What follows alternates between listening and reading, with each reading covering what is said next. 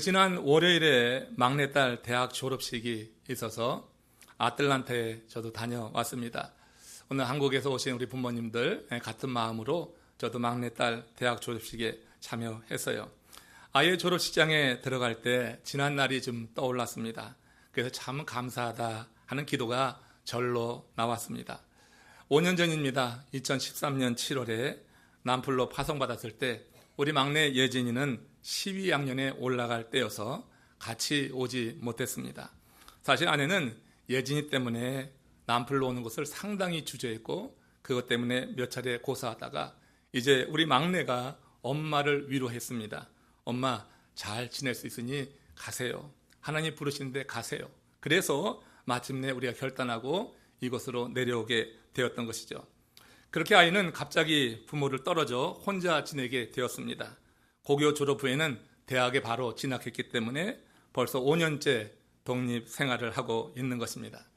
돌이켜보면 지난 5년 아이가 모든 과정을 잘 마치고 잘 지내온 것은 다 하나님의 은혜였다 이렇게 말할 수밖에 없어요. 가까이서 손이 필요할 때 잊지 못했고 떨어져서 전화만 하고 이런 식으로 지내다가 그럼에도 불구하고 이 아이가 모든 과정을 하나하나 잘 마쳐서 얼마나 감사한지 그래서 졸업식장 들어가면서 하나님의 은혜를 생각했습니다. 이런 생각하면서 그날 연설을 들었어요. 그날 초청된 키노트 스피커는 달라 쉐이브 클럽이라고 하는 회사의 CEO였습니다. 마이클 듀빈이라고 하는 그런 분이 졸업 연설을 했는데 사실 너무 많아서 그리고 바깥의 야외에서 집중할 수 없었습니다. 근데 그 연설 마지막 부분에 한 대목이 제 마음에 꽂혔어요. 그게 뭐냐면 Let people help you 이런 말을 강사가 여러 번 그 이유를 설명하면서 그렇게 외쳤습니다. 그게 공감이 되었어요. 사람들로 너를 돕는 것을 두려워하지 말고 너를 돕게 하라. 그 도움에 대해서 부끄러워하지 여기지 말라 하는 거죠. 그러면 도움을 받으려고 하면 도움 받을 만한 일을 해야지 된다고 하는 그런 취지의 얘기였어요. 그래서 함께하는 그 공동체가 서로 네트워킹에 대해서 돕고 돕는 가운데 그렇게 성장해야지 된다고 하는 그런 취지로 설교를 했는데 그 연설을 듣는 순간에 제 마음에 그런 생각이 들었어요. 하나님께서 우리 아이를 그렇게 돌보셨구나. 하나님께서 돕는 자를 붙여주셔서 그렇게 아이를 지켜주셨구나 하는 전 생각을 했습니다. 하나님의 아이 주변에 좋은 사람들을 불러주셨고 그래서 외롭지 않고 밝고 씩씩하게 지켜주셨다. 그런 정말 믿음이 생겼어요.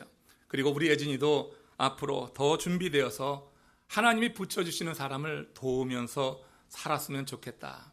함께하는 그런 사람들과 서로 돕고 도와주면서 도움을 받으면서 사는 그런 삶이 얼마나 좋을까 하는 기도를 해보았습니다.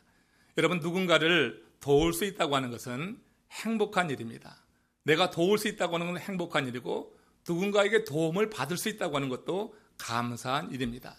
여러분 도움을 받으려고 하면 도움 받을 만한 일을 해야지 되고 그런 품성과 인격이 될 때 사람들로부터 기꺼이 도움을 받을 수가 있는 것이죠. 더구나 성경에서는 우리가 누군가에게 선행하게 될 때 거기에 보상이 따른다고 말씀합니다. 오늘 본문은 이 사실을 증명하는 대표적인 성경 이야기가 아닌가 이렇게 생각해요. 매우 뜨거웠던 어느 정오 날이었습니다. 아브라함이 장막 문에 앉아 있는데 우연히 3명의 나그네가 그 앞을 지나가는 것을 보았어요. 그때 이 아브라함이 그들에게 다가가서 그들을 영접하면서 이렇게 말씀합니다. 창세기 18장 3절 4절에 아브라함이 나그네에게 하는 이야기입니다. 같이 합독하겠습니다. 내 주여 내가 주께 은혜를 입었사오면 원하건대 종을 떠나 지나가지 마옵소서. 모를 조금 가져오게 하사 당신의 발을 씻기시고 나무 아래 쉬소서. 아브라함은 나그네에게 물을 줘서 목을 시원케 해주기 원했고 그 몸을 나무 밑에 쉬게 해서 좀 안식을 얻기를 원했습니다. 창세기 18장 1절 2절에 의하면 여호와 하나님께서 나그네의 모습으로 아브라함에게 현현하신 것이다 이렇게 설명하고 있습니다. 그러니까 아브라함은 부지부식 중에 하나님을 대접한 것입니다. 아브라함의 마음에 나그네를 보고 긍휼히 여기는 마음, 나그네를 보고 그가 어렵다 하는 그런 생각에 이르렀을 때 그 마음의 감동에 따라 행함으로 부지부식 가운데 하나님을 섬긴 것이 되었다. 아브라함의 그 대접은 어떤 보상을 바라고 한 것이 아니죠. 사심이 없는 그런 선행이었어요. 그는 늘 하던 대로 그 뜨거운 날 자기 마을을 찾아온 나그네를 영접한 것입니다. 그런데 그 일로 아브라함은 그들로부터 예상치 않았던 그런 말을 듣게 되죠. 창세기 18장 10절에서 그들이 하는 말입니다. 같이 읽습니다. 그가 이르시되 내년 이맘때 내가 반드시 내게로 돌아오리니 내 아내 사라에게 아들이 있으리라 하시니 사라가 그 뒤 장막문에서 들었더라. 자, 여러분, 아브라함은요 자기가 행한 선행에 비할 바가 아닌 아주 큰 약속을 받은 거예요. 그렇죠? 그가 행한 것은 물 한 젖 대접한 거고 그를 이끌어서 쉴 자리로 안내한 것입니다. 그런데 오늘 본문 보면 이 장막문 뒤에서 그 말을 듣던 사라, 이 사라의 모습은 전혀 감격적이지 않은 것을 보게 되죠. 더 나아가서 이 사라의 반응은 아주 냉소적이고 부정적이었다 하는 것을 볼 수가 있습니다. 그래서 이렇게 말합니다. 창세기 18장 12절 말씀입니다. 같이 읽습니다. 사라가 속으로 웃고 이르되 내가 노쇠하였고 내 주인도 늙었으니 내게 무슨 즐거움이 있으리요. 자, 그들을 현현하신 하나님으로 하고 생각조차 할 수 없는 상황에서 사라의 이런 반응은 너무 당연했던 거예요. 왜냐하면 사라는 자기 자신의 현실을 잘 알고 있었고 거기에 집중하다 보니까 이런 반응은 너무 당연했던 거예요. 사라는 자신의 육체의 상태를 알았습니다. 그래서 그게 될 법이나 한 일인가, 내가 아기를 낳는다니 이런 일이 어떻게 가능한가 하고 그렇게 반응했던 거예요. 그래서 웃었다고 했는데 이건 비웃는 것 아니겠어요? 나이가 많아 늙었고 생리도 끊어진 자신에게 그건 상식적으로 될 일이 아닌 불가능한 일이었다고 하는 거죠. 오늘 여러분, 이 사라가 이런 반응을 보일 수밖에 없었던 근본적인 이유를 한번 살펴보면서 이런 사라의 반응이 우리들에게도 많이 나타나거든요. 그래서 여러분, 이 사라의 반응, 그가 왜 이렇게 반응할 수밖에 없었는가? 오늘 이 말씀 속에서 이 근본적인 이유를 살펴보는 가운데 우리의 삶 속에서 하나님이 우리에게 주시는 그런 특별한 은혜가 임할 때 그것을 정말 믿음으로 받아서 큰 영적인 도움으로 삼는 가운데 하나님 앞에 더 큰 영광 돌릴 수 있는 하나님의 사람들 되시기를 바랍니다. 왜 사라는 그런 반응을 보였을까요?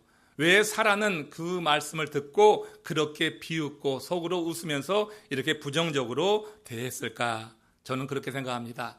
사라는 하나님의 말씀을 오해했다고 하는 거예요. 이 한 말씀만 기억하십시오. 사라는 하나님의 말씀을 오해했어요.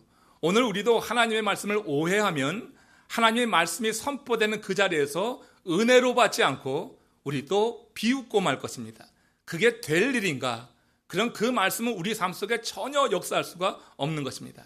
오늘 우리가 하나님의 말씀을 받을 때 특별하신 하나님의 은총 아래서 말씀이 그대로 임하고 믿어지는 은혜가 임하기를 주의 이름으로 축원합니다. 하나님의 말씀을 오해하지 맙시다. 하나님의 말씀을 있는 그대로 받아들이는 그런 순수한 마음이, 그런 순수한 신앙이 우리들 마음 가운데 기조를 이뤄서 하나님께서 어느 순간 우리에게 말씀을 주실지 몰라요. 놀라운 약속을 주실지 몰라요. 우리가 예배할 때마다 그 예배 장소에는 그 말씀을 꼭 들어야지 되는 심령이 있다니까요. 모든 예배를 헛되이 모이는 예배는 하나도 없는 것입니다. 어떤 예배든지 오늘도 이 우중에 하나님 우리를 불러주셨을 때 이 말씀이 꼭 필요한 영혼이 이 말씀을 받을 때 회복되는 역사가 있을 줄로 믿습니다. 하나님의 말씀을 오해하지 말고 있는 그대로 순수히 받아들이는 것도 이것도 얼마나 큰 은혜인지 모르겠어요. 하나님의 말씀을 오해했던 사라, 그는 웃었고 이렇게 부정적인 반응을 보였는데, 자, 그 원인을 보는 겁니다. 10절에 보면은 3명의 나그네 모습으로 현현하신 하나님께서 이렇게 말씀하셨어요. 한번 다시 읽어보세요. 창세기 18장 10절에 보면은 내가 이맘때 내가 반드시 내게로 돌아오리니 내 아내 사라에게 아들이 있으리라 이렇게 써요. 자, 여기서 중요한 단어가 있습니다. 자, 그런데 이 약속의 말씀을 듣고 사라가 웃자 여호와 하나님이 아브라함에게 좀 책망하면서 한 말이 있어요. 이 구절과 함께 조금 전에 10절의 말씀을 함께 묶어서 보면은 여기서 왜 오해했는지 무엇 때문인지 원인도 알 수 있어요. 창세기 18장 13절 말씀입니다. 같이 읽습니다. 여호와께서 아브라함에게 이르시되 사라가 왜 웃으며 이르기를 내가 늙었거늘 어떻게 아들을 낳으리요 하느냐. 여러분, 여기 사라는요, 아이가 있으리라 한 하나님의 말씀을 아기를 낳으리라 하는 사람의 말로 들은 거예요. 하나님의 말씀을 오해해서 아기를 낳는다고 하는 사람의 말로 그렇게 받아들이니까 여기서 오해가 일어나게 되는 거예요. 이건 아주 큰 차이가 있는 거예요. 여러분, 아기를 낳는다고 할 때 그 아기를 낳는 주어는 사람입니다. 사람이 아기를 낳는 것입니다. 아기를 낳는 것은 하나님이 하시는 일이 아니라고 하는 거예요. 그건 사라가 할 일입니다. 반면에 아기가 있으리라고 한 이 말의 주어는 하나님이십니다. 그러니까 하나님이 아이를 주시겠다고 하는 거예요. 사람이 아기를 낳기 전에 하나님이 아이를 주시는 일이 먼저 있어야 되는 줄로 믿습니다. 그러니까 오해한 거예요. 하나님이 아기가 있으리라 했는데 그는 아기가 어떻게 내가 낳을 수 있으리 하면서 사람의 말로 이걸 바꿔드렸단 말이에요. 이는 하나님께서 사라가 아들을 낳을 수 있게 사라의 불임, 그는 이미 늙었고 생리도 끊어졌고 아기를 출산 없는 그런 몸의 상태지만 하나님께서 그런 상태, 불가능한 상태도 치유하셔서 하나님이 아이를 있게 해주시겠다고 그렇게 약속하신 거였어요. 따라서 아들을 있게 하는 일을 위해서 사라의 능력은 전혀 필요치 않은 거예요. 아기가 있게 되는데 사라의 능력 필요 없는 거예요. 아기를요, 남자를 가까이 하지 않았던 마리아에게도 아기를 주셨어요. 그렇기 때문에 아기가 있게 되는 거에서는 사람의 능력은 전혀 필요 없는 거예요. 사라가 나이가 많다는 것, 생애가 끊겼다는 것, 이런 것은 전혀 문제가 되는 게 아니에요. 하나님이 있게 한다고 하면 없는 데서 있게 하시는 줄로 믿으시길 바랍니다. 그게 하나님 말씀이 있는 대로 받아들이는 거죠. 하나님께서 있게 하시면 있게 하는 거예요. 하나님께서 빛이 있으라 하심에 없던 상태에서 생기는 것입니다. 하나님이 있게 하신다고 하는데 그걸 가지고 자기가 뭘 해야지 될 것으로 생각할 때 우리는 하나님의 말씀을 그대로 받지 않고 오해하는 거예요. 자꾸 오해하면서 이게 될 법이나 한 일인가 이렇게 나가게 된다고 하는 것입니다. 사라 나이 많다는 것, 생리 끊어졌다는 것, 그건 문제될 것이 없어요. 근데 사라는 이런 육체적 상황에 갇혀서 하나님의 말씀을 이해하려다 보니까 오해하게 된 거예요. 아들이 있으리라고 하는 하나님의 말씀을 아들을 낳는다고 하는 사람의 말로 오해하니까 그게 말이 안 되는 거예요. 그러니까 코웃음 치는 거예요. 그리고 부정적인 반응이 나오게 된 것입니다. 세상에 여러분, 인간의 머리로 이해할 수 없는 일들이 얼마나 많이 있는지 몰라요. 우리가 살아가는 이 세상에 우리의 머리로 이해되지 않는 그런 일들이 많이 있습니다. 하나님의 사람들에게는 특별히 그런 일들이 많이 일어날 수 있어요. 그런데 우리는 우리의 좁은 지식, 얕은 경험으로 하나님을 이해하려고 할 때가 많이 있다고 하는 거죠. 때로 우리는 하나님의 말씀이면 덮어놓고 믿고 아멘 해야 될 때가 있는 줄로 믿습니다. 이건 무식하다고 얘기하지 마세요. 여러분, 덮어놓고 믿을 때가 있어요. 어느 순간 우리가 정말 이것저것 따지지 말고 덮어놓고 믿을 때가 있습니다. 이것저것 따지고 이유 달고 설명 붙이고 하는 것이 부질없는 때가 있는 것입니다. 여러분, 한 예로 구원의 문제가 그런 거 아니겠어요? 2000년 전에 팔레스타인 땅에서 일어난 예수의 십자가 사건이 지금 나와 도대체 무슨 상관이 있어요? 이거 여러분, 이것저것 따지고 이유 달고 설명하고 하자고 하면 부질없는 일이에요. 그 2000년 전에 그 사건이 나랑 무슨 상관이 있는가? 아무리 논리적으로 설명을 해도 불가능한 일이 구원의 문제입니다. 처녀가 아들 낳은 것을 먼저 믿어야지 돼요. 죄 없으신 이가 오셔서 십자가에 달렸다고 하는 사건이 믿어져야지 되니까 이걸 어떻게 논리적으로 설명할 수 있습니까? 마찬가지로 생리가 끊어진 여인이 어찌 임신을 할 수 있습니까? 이건 설명이 불가능한 거예요. 믿어져야지 되는 것입니다. 이런 것은 과학, 논리적으로 설명이 되지 않아요. 오직 믿음만으로 받아들여야지 될 그런 일이라 하는 것입니다. 여러분, 믿음으로 받아들여야지 될 그 순간에 대한 분별력도 하나님이 성령 안에서 우리에게 주시는 거예요. 그런 은혜까지 하나님이 주셔서 우리는 여러분, 다른 사람들이 믿지 못하는 이 사실, 이 구원의 신비에 대해서 우리 믿음으로 받아들여서 영생을 얻은 하나님의 아들, 딸인 줄로 믿습니다. 그럼에도 불구하고 중간중간 우리가 하나님의 말씀을 내 생각을 가지고 오해해서 받아들여 가지고 될 일도 아니다 이렇게 미리 판단해 가지고 말이에요. 아무런 기대도 없이 하나님의 말씀을 듣는 그런 경우가 있잖아요. 오늘 여러분 옥수루비가 많이 왔어요. 어전에 이 놀라운 이런 은혜가 오늘 이 자리에서 하나님이 폭포수처럼 내리는 은혜 안에서 무엇보다도 하나님의 말씀이 있는 그대로 선포된 그대로 믿어지는 은혜 임하시기를 주의 이름으로 축원합니다. 큰 믿음입니다. 그건 하루는 젊은 부자 관원이 예수님께 나와서 이런 질문을 했어요. 선한 선생이요, 내가 무슨 일을 하여야지 영생을 얻을 수 있겠습니까? 이에 예수님께서 아주 뜻밖의 대답을 하십니다. 너는 네게 있는 모든 소유를 다 팔아서 가난한 자에게 다 나눠주고 그리고 나를 따르라. 그런데 이 말씀을 들은 부자 관원이 재산이 많아서 근심하며 돌아갔다고 성경이 기록합니다. 그의 뒷모습을 안타깝게 지켜보시던 예수님께서 제자들을 불러 모아놓고 이야기합니다. 마태복음 19장 24절에서 이렇게 말씀하셔요. 같이 읽어봅니다. 낙타가 마들길로 들어가는 것이 부자가 하나님 나라에 들어가는 것보다 쉬우니라. 야, 이건 굉장한 말이었어요. 당시의 속담을 가지고 이야기한 건데 어떻게 낙타가 바늘기로 들어가겠어요? 이건 되지 않을 일이라고 하는 거잖아요. 그것이 가능할 텐데 하나님의 이 부자가 하늘나라에 들어가는 것이 불가능하다 그런 얘기를 했어요. 이에 제자들이 그렇다면 누가 구원을 얻을 수 있으리까 되물었죠. 그때 예수님께서 그들에게 하신 말씀이 뭐냐? 마태복음 19장 26절 그 유명한 말씀입니다. 이 말씀이 그대로 믿어지시기를 바라는 소원 가지고 한번 크게 읽어보시기 바랍니다. 사람으로는 할 수 없으나 하나님으로서는 다 하실 수 있느니라. 자, 사람으로 하실 수 없는 일에 부딪힌 분 계십니까? 하나님으로 다 하실 수 있음을 믿음으로 받으시기를 축원합니다. 오늘 확실히 믿음으로 받아서 지금 사람으로 할 수 없는 일 때문에 고민하고 그 일 때문에 힘들어하신 분이 계시다 할 때 하나님 당신이 하실 수 있습니다. 이렇게 우리가 고백하며 나가서 그 일이 이루어지는 것을 한번 보자는 얘기예요. 예레미야 선지자는 이런 하나님의 전능하심에 대해서 또 이렇게 말씀합니다. 예레미야 32장 27절의 말씀이에요. 시작.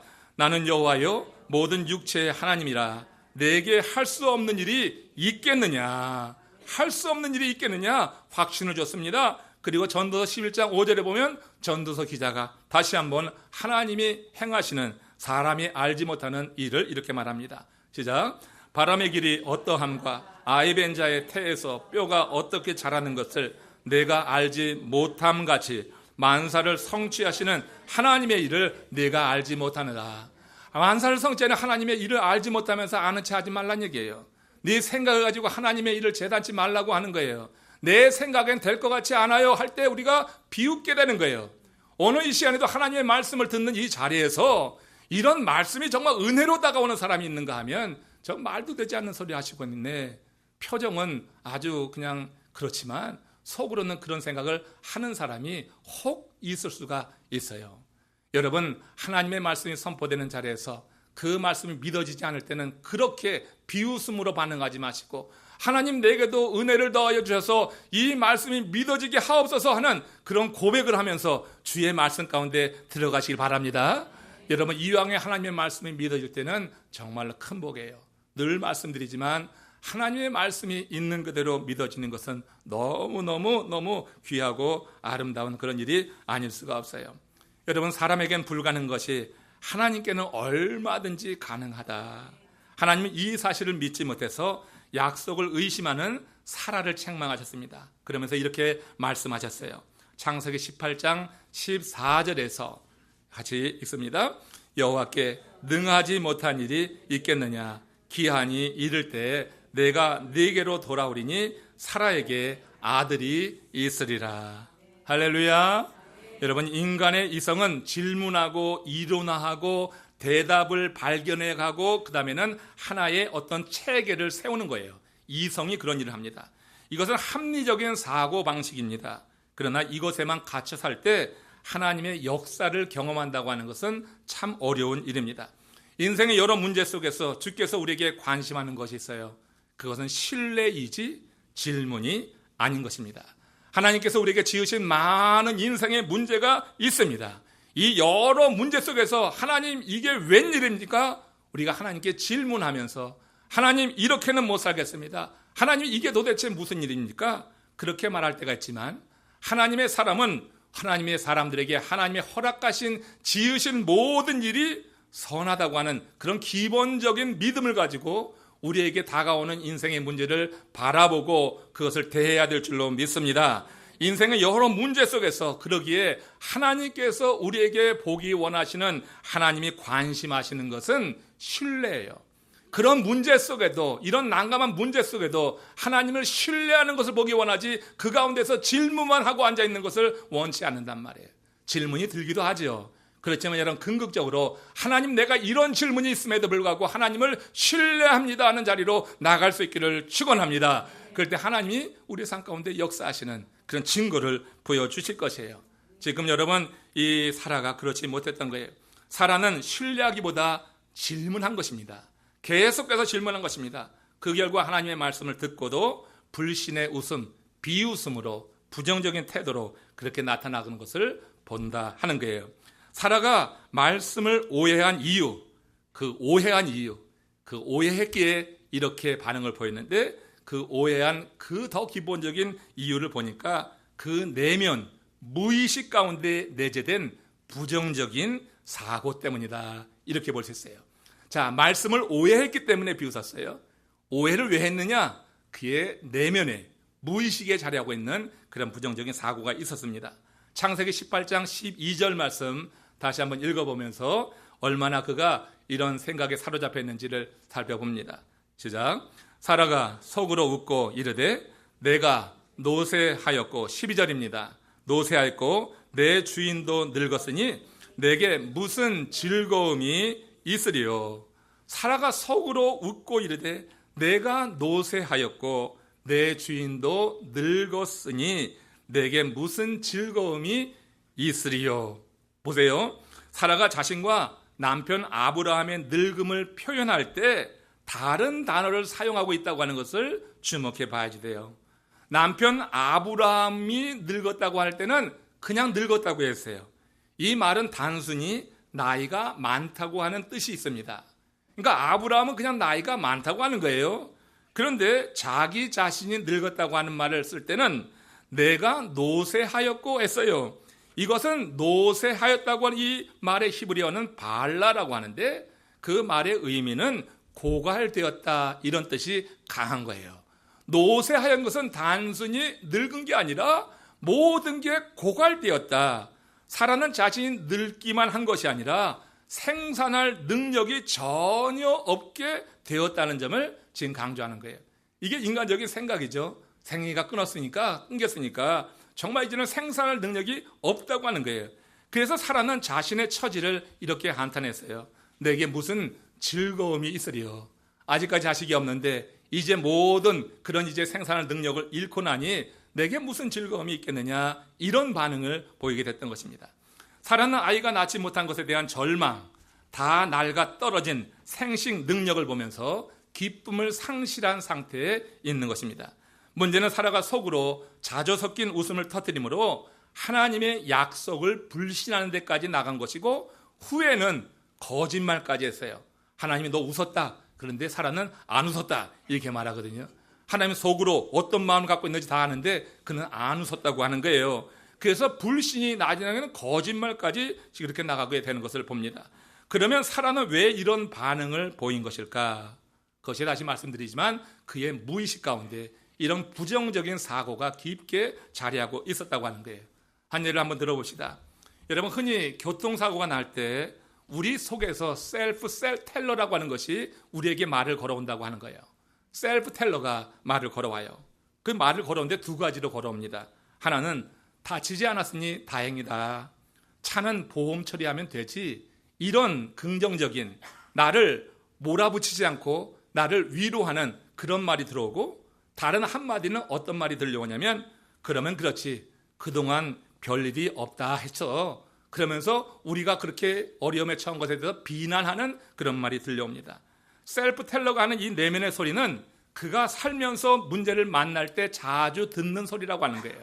내가 어떤 일을 당하게 될 때 주변에 가까운 사람들이 내게 하는 이야기가 내 내면에 내재된다고 하는 거예요. 이 내재된 것이 독백처럼 그렇게 무의식에 내재되어 있다가 툭 하고 튀어나오게 되는데, 내재된 소리 가운데 어떤 소리가 더 강하냐가 그 사람의 운명을 결정할 수 있다고 하는 거예요. 그래, 괜찮아, 다치지 않으니까 다행이지, 차는 보험 처리하면 돼, 긍정적인 방향으로 그 삶을 이끌어 나가지만, 반대로 그러면 그렇지, 그동안 별일 없다 했다 하면서 그 사건에 대해서 비난할 때 그렇게 여러분 그 말을 받게 되면은 나는 그런 사람이야, 이렇게 되는 것입니다. 의식의 반복은 무의식에 새겨지게 됩니다. 그리고 무의식이 다시 의식에 영향을 주면서 우리 인생이라고 하는 것이 만들어져 가는 거예요. 오늘의 나는 그렇게 형성이 된 거예요. 여러분, 의식이 반복돼서 무의식, 모든 사람의 내면에 무의식이 있어요. 이 무의식은 내 의식에 영향을 준다. 내 삶이 그렇게 되게 되어 있어요.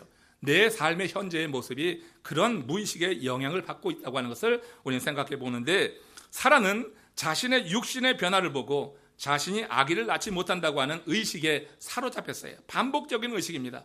이거 다 모든 사람들이 그렇죠. 현실이 그러니까. 그런 의식의 반복은 사라의 무의식에 나는 아기를 낳지 못하는 여자다 하는 그런 생각으로 각인되어 나타나게 됩니다.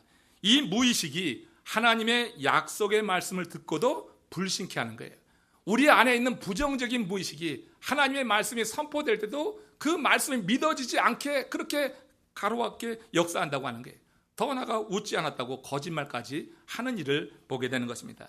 사라는 아이가 있으리라고 하는 하나님의 말씀을 들었음에도 그의 무의식에 잠재된 부정적인 사고에 갇혀서 속으로 말하는 거예요. 난 아기를 낳을 수 없는데, 이게 그가 늘 갖고 있던 생각 아니에요? 난 아기를 낳을 수 없는데 하는 그런 생각에 웅얼대면서 그렇게 비웃음을 터뜨리고 말았다고 하는 거예요. 그러나 하나님께서는 그의 이런 불신앙에도 불구하고 하나님이 아브라함을 통하여서 이루려고 하는 원대한 계획과 하나님께서 특별하신 목적에 따라서 사라의 불신앙에도 불구하고 하나님은 약속하신 그 약속을 그대로 시행하셨어요. 그러나 일반적으로 우리가 하나님이 우리 가운데 역사할 때는 우리가 이런 불신앙을 뿌리 뽑아야 될 줄로 믿습니다. 아브라함이라고 하는 특별한 사람을 통하여서 만국의 아비로 삼고 또 이 사라를 만국의 어미로 삼으려고 하는 그런 하나님의 특별하신 경륜과 섭리 속에서 그의 불신앙 속에서도 하나님께서 약속을 이루어 나가셨다. 하나님은 신실한 분으로 약속한 대로 그들에게 아들을 주신 것입니다. 그때 사라의 변화가 나타나요.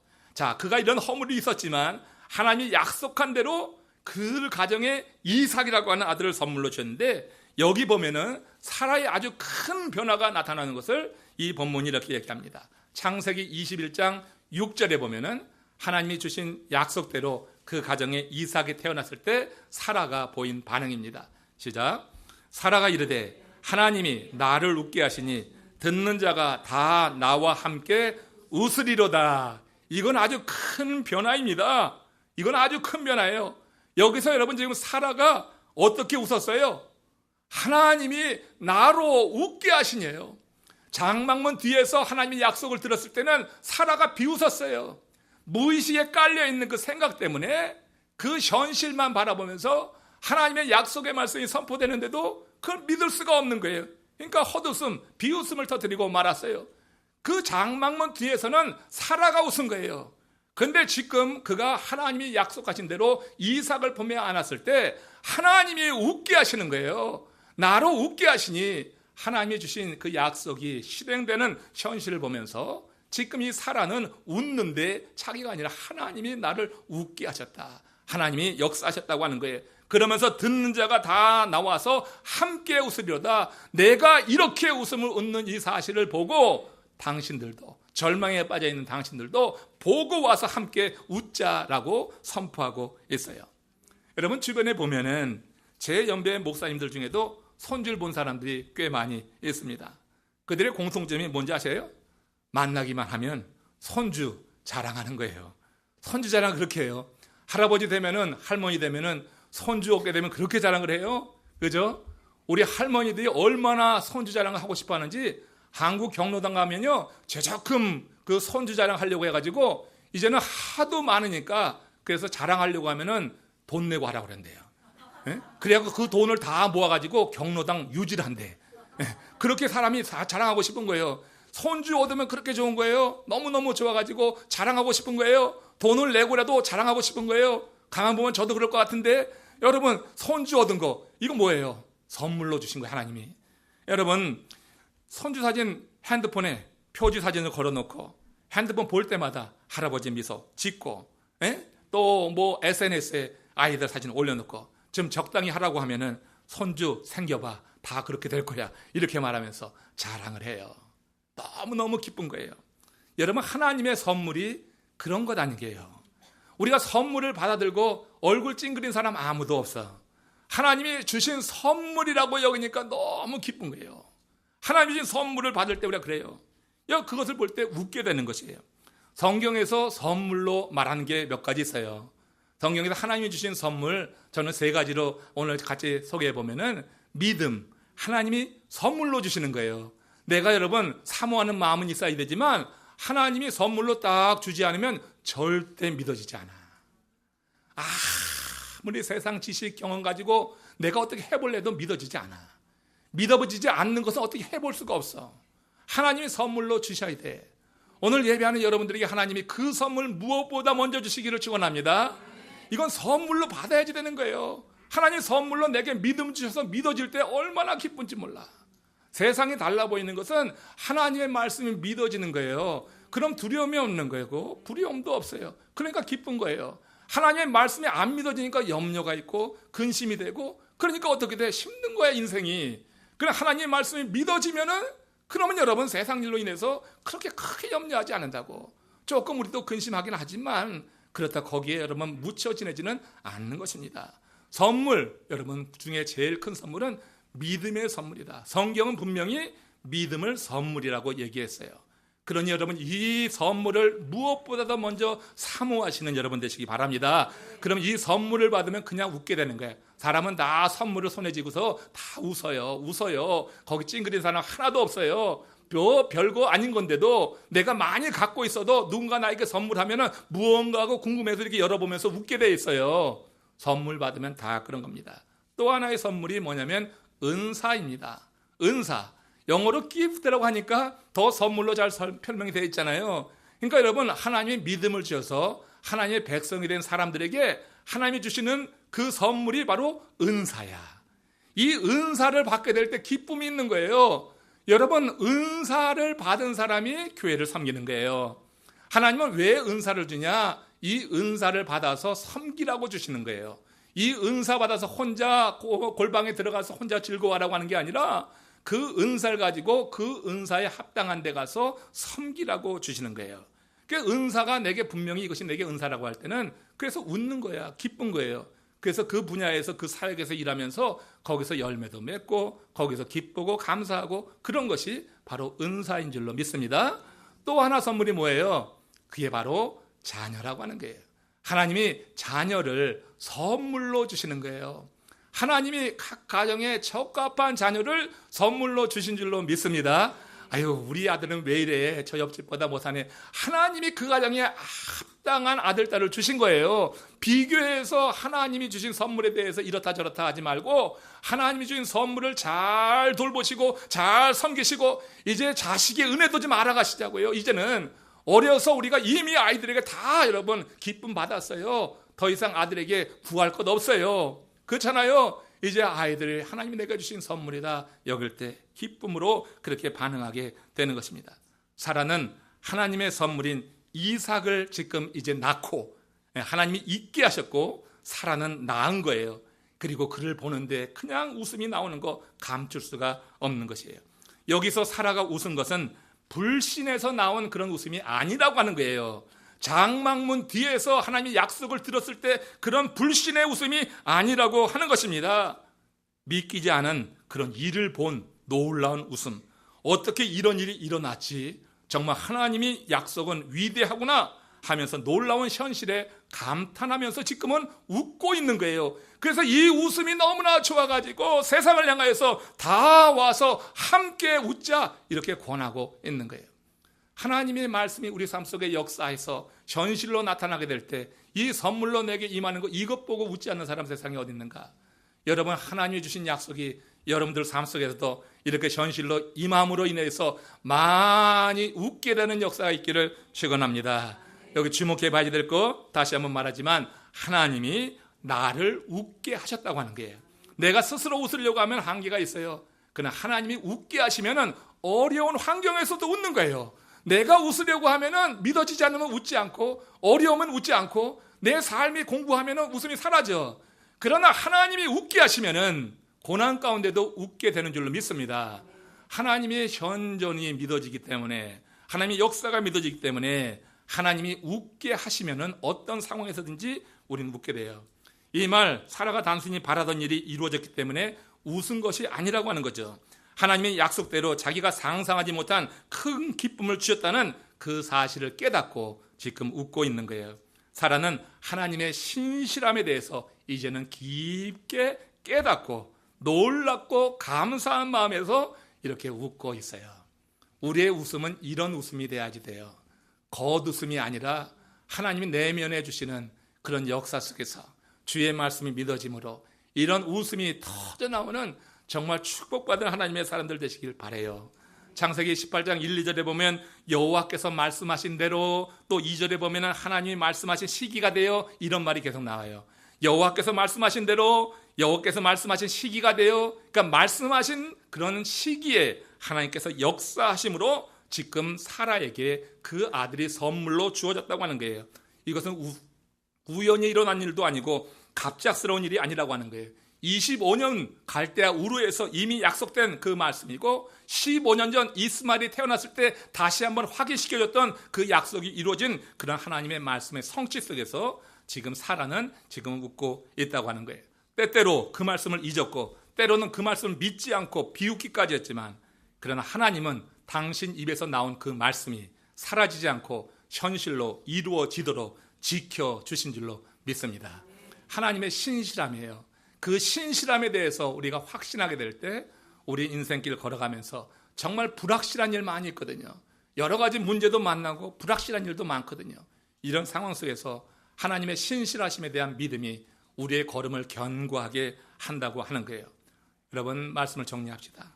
아브라함과 사라가 이렇게 큰 하나님의 선물을 받을 수 있었던 그 이유가 뭐라고요? 그들이 하나님 나라를 위해서 엄청난 일을 했습니까? 그들이 순교를 했습니까? 그들이 도대체 무슨 일을 했습니까? 그들이 무슨 일을 했기에 이런 엄청난 선물을 받았냐고요? 그들은 단지 몹시 더운 날 집 앞을 지나는 행인의 형편을 헤아려서 쉴 자리를 내준 거예요. 마실 물을 제공한 거예요. 사실은 돈 들 일이 아니에요. 마음 쓸 일이지. 돈 쓸 일이 아니라 마음 쓸 일.